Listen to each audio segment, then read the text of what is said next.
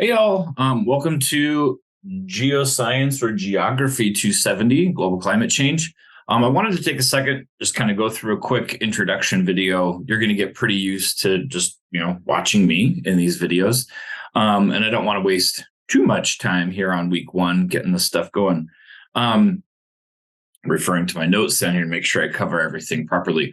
I apologize for the low video quality. This is just being filmed on my laptop here. So first of all, a little bit about myself. My name is Anders Sundell. I'm a geology professor here at CWI.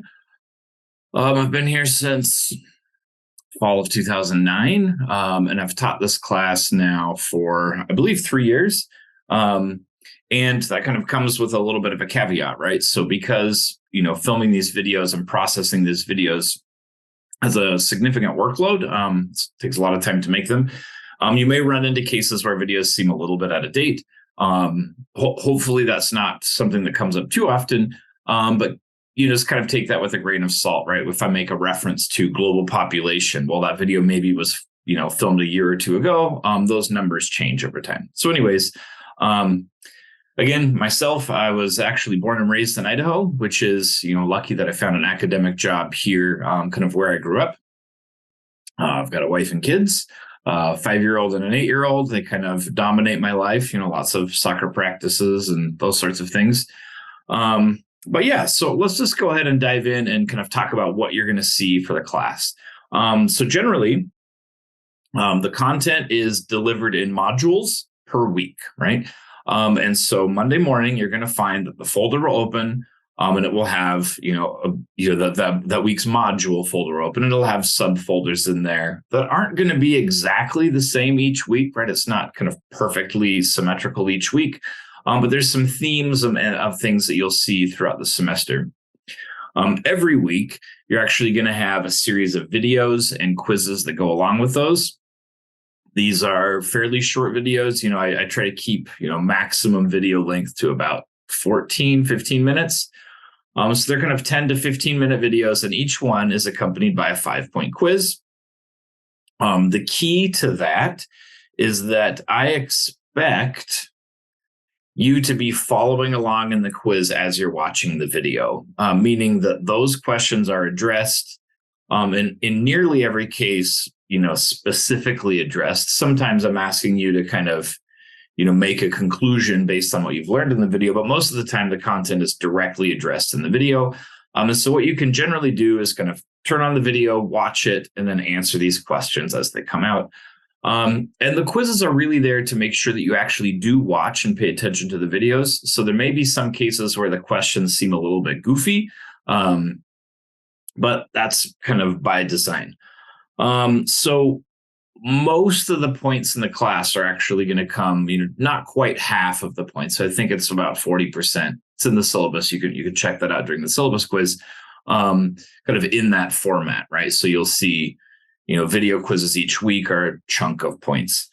Additionally, we have some readings and reading quizzes.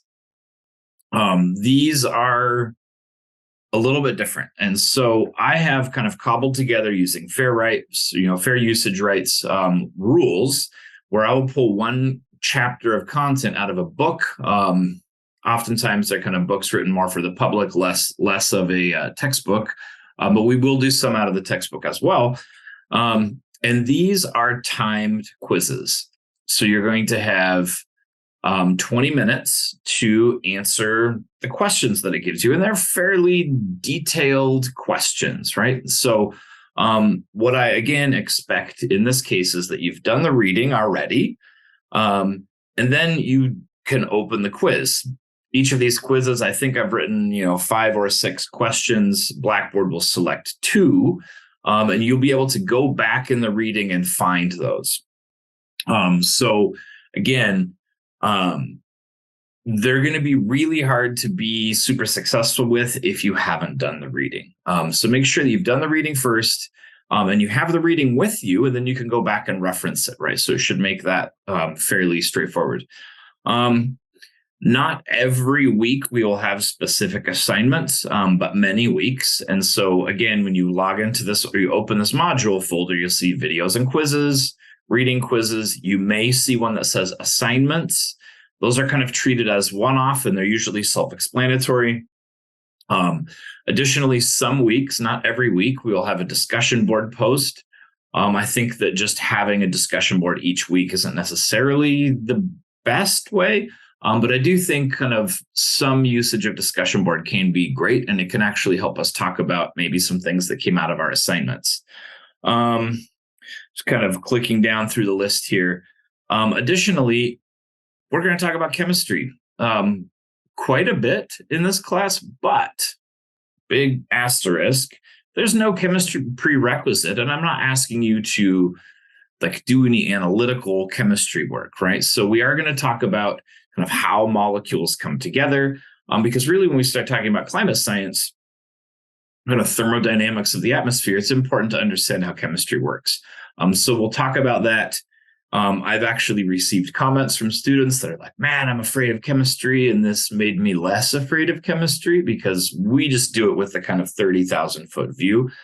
So I don't want that to kind of freak anyone out. But there is actually a video week 1 that's, I think, 12-minute video. It's like all of chemistry in 12 minutes. That's why I know it's a 12-minute video. So that's its title. So some chemistry basics. We'll definitely talk about those. And then the last thing I wanted to mention is kind of the purpose of the class, right? So climate change, I think, is something that we all recognize is a kind of significant issue of our time. There's really no, legitimate scientific kind of discussion regarding whether or not climate change exists and whether or not it's human caused. That's fairly straightforward. That's part of what we're here to learn.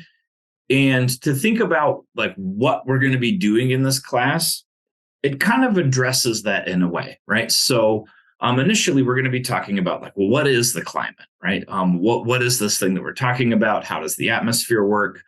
We're going to talk about how we measure, variables in the climate, whether it's temperature, precipitation, and how those have changed over time. We're going to talk about the global temperature record and kind of what that means. We'll talk about proxy data, which is getting temperatures from times kind of before the temperature record. And we're really going to get into the nuts and bolts of how the climate works. And that's the majority of the class. Inevitably, you're going to come up with the notion of like, climate change is terrible. What are we going to do? And that's another part of the class, right? We can talk about kind of ways to mitigate climate change, what's happening, what do we hope to do? And so I know that as the class goes on, it gets like definitely becomes more of a bummer. I guess I'll start my hand over here. It's like, here, we're learning about the climate. Oh, things look pretty bad. And then hopefully we'll kind of talk about how we can kind of come out of that, right? And that's, really what we're struggling with at the global level, right? Those are conversations that are happening kind of at the UN, but also locally, right? And so I don't want the class to come across as like a total bummer, although when we're in the midst of really describing kind of the climate crisis and kind of where we are with that, it can feel that way. But keep in mind that the latter portion of the class, we're going to really be kind of thinking about, some of the things that are happening, some of the things that can be done to kind of help us. And what I hope that you get out of this class is primarily being climate literate. So oftentimes when we see, discussions about climate change, whether it's in the news, pop culture, on some kind of terrible, thread online or something like that, the thing that pops out to me pretty quickly is that people have no idea what they're talking about. There's rules, right? Molecules work a certain way. Physics works a certain way. There's laws of thermodynamics, right? We figured those out a long time ago.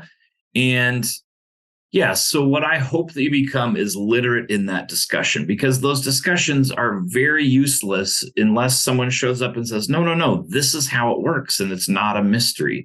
So that's really the kind of overarching goal, to understand what this discussion is all about, including the minutia, right? Like we're going to get into the details of how these things work. And again, there's strength in knowledge, right? So understanding, what are the impacts of, certain adaptation technologies or mitigation technologies, or what are some things we can do and what does that really mean?